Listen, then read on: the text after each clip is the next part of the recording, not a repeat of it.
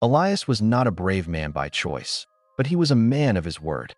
In his village, there was an ancient law. One person must guard the Grinning Well every 50 years to keep the great silence.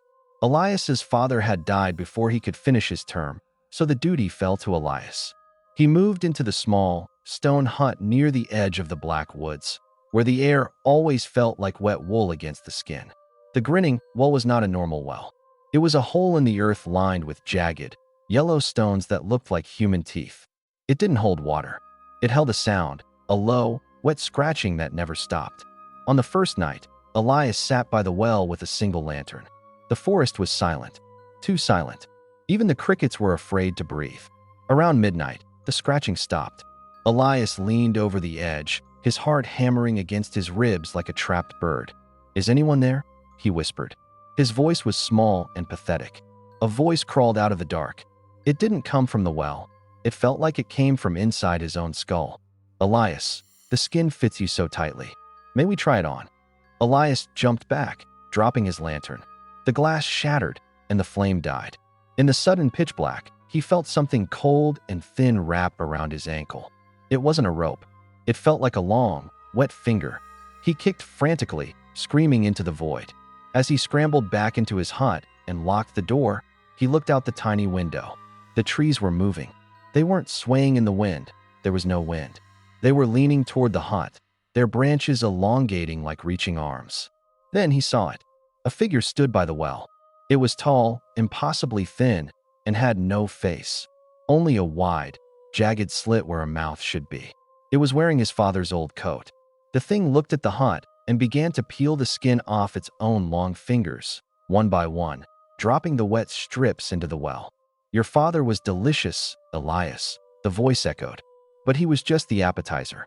Elias wept, but he did not run. If he left his post, the great silence would break, and the thing in the well would walk into the village where his little sister slept. He gripped his father's old silver crucifix until his palms bled. He had to stay. He had to endure.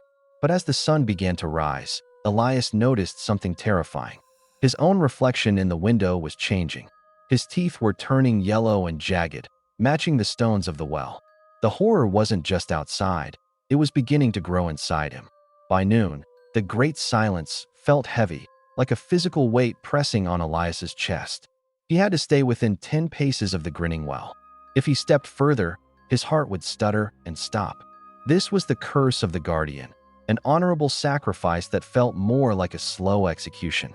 As the afternoon shadows stretched, a thick, crimson fog began to roll out of the well. It didn't smell like mist. It smelled like copper and old pennies. It smelled like blood. Inside the fog, Elias began to see faces. They weren't strangers.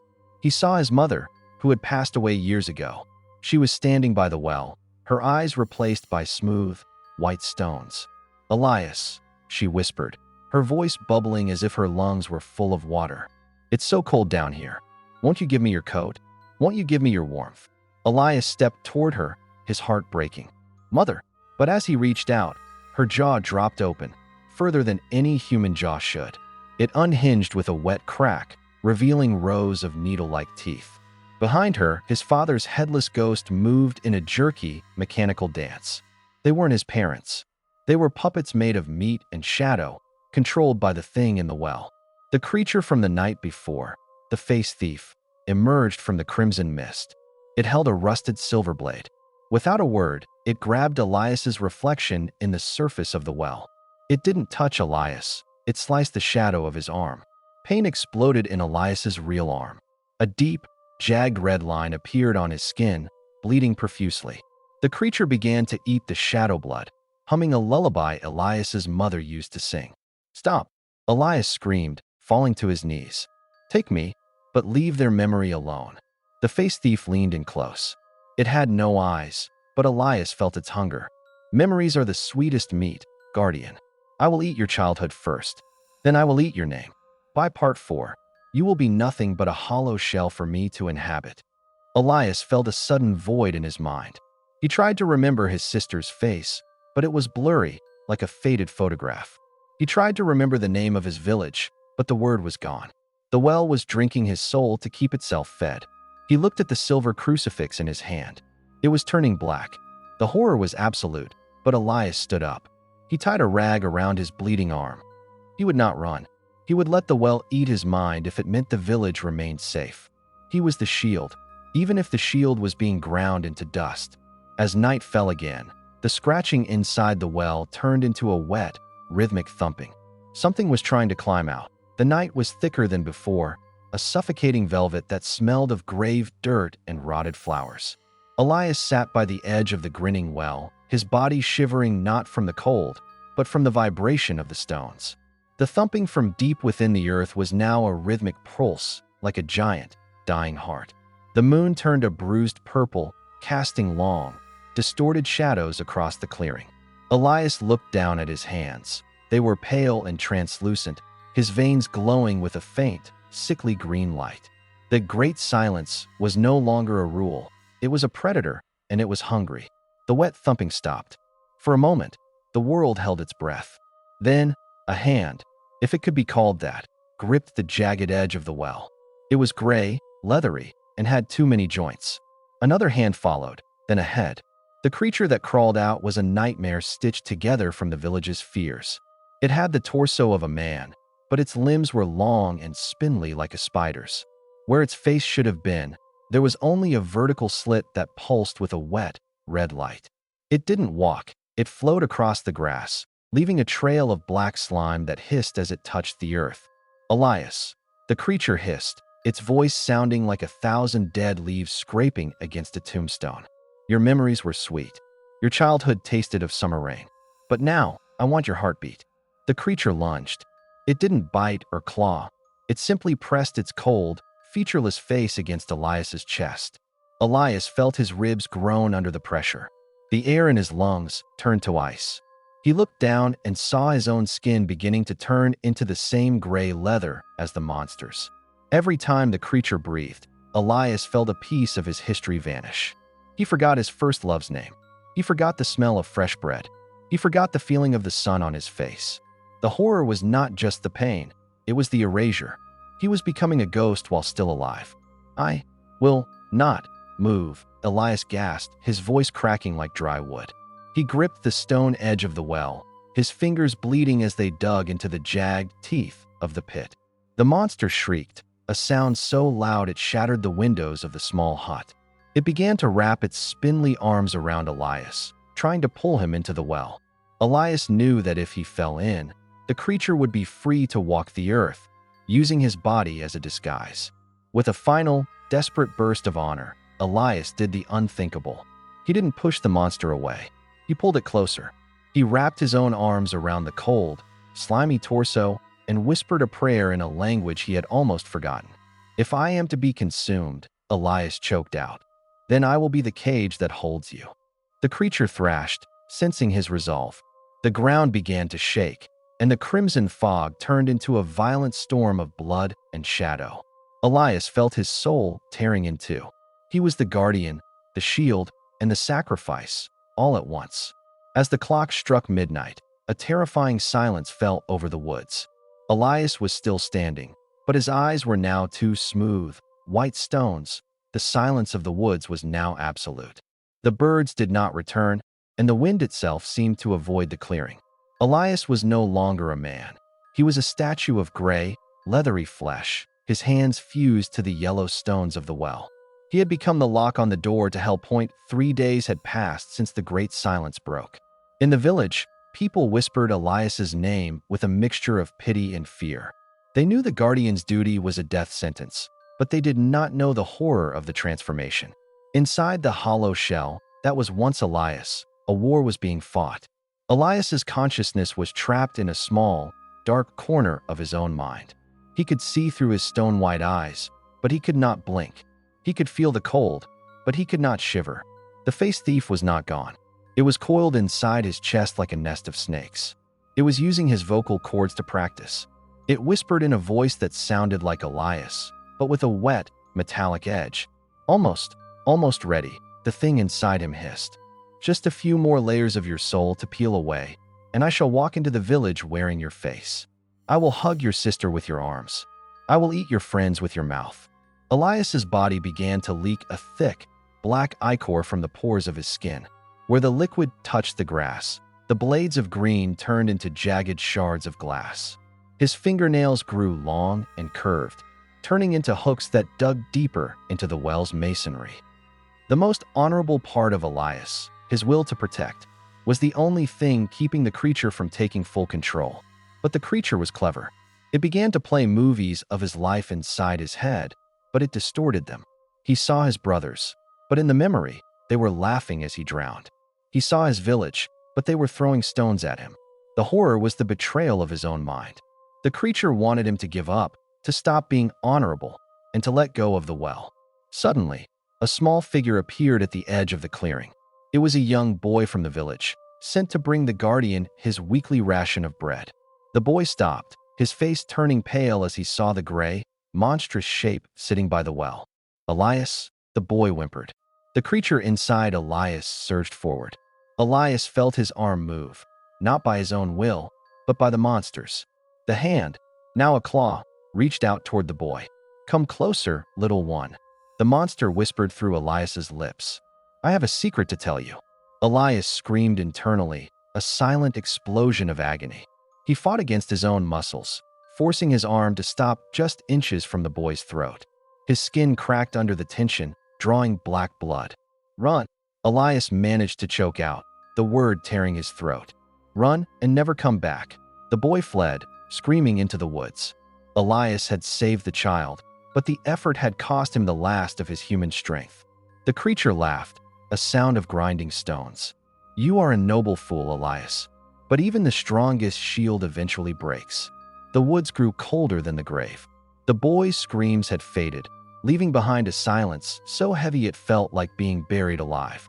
Inside the stone hut, the shadows began to detach themselves from the walls, crawling toward Elias like starving dogs. The moon was hidden behind clouds the color of a fresh bruise. Elias sat by the Grinning Well, but he no longer looked like a human being. His skin had become a hard, gray crust, cracked in 1,000 places. From those cracks, a thick, black vapor leaked out, smelling of sulfur and ancient rot. The internal invasion. Inside his mind, Elias felt the face thief growing. It wasn't just a voice anymore. It was a physical weight pushing against his ribs from the inside. He felt his bones snap and rearrange. His spine lengthened, and his teeth began to fall out, replaced by the yellow, jagged stones from the well's edge. "You held on longer than the others, guardian," the monster hissed, using Elias's own tongue to taste the air. "But the honor is a heavy burden. Let it go. Let me walk in the sun." Elias tried to scream, but his throat was full of the black ichor. He felt the creature's long, needle-like fingers sliding up his throat, reaching for his eyes.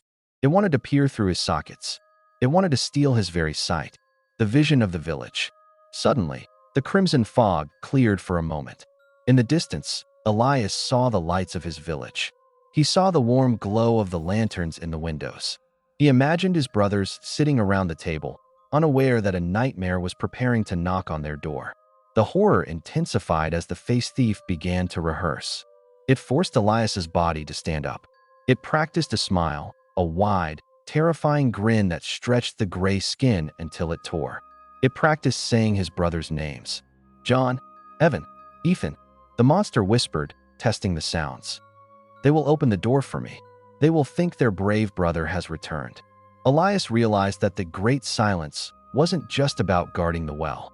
It was about containing the evil within oneself. If he died now, the creature would simply find a new host. He had to do something worse. He had to stay alive while being destroyed. With a surge of noble agony, Elias jammed his own clawed fingers into the stone teeth of the well.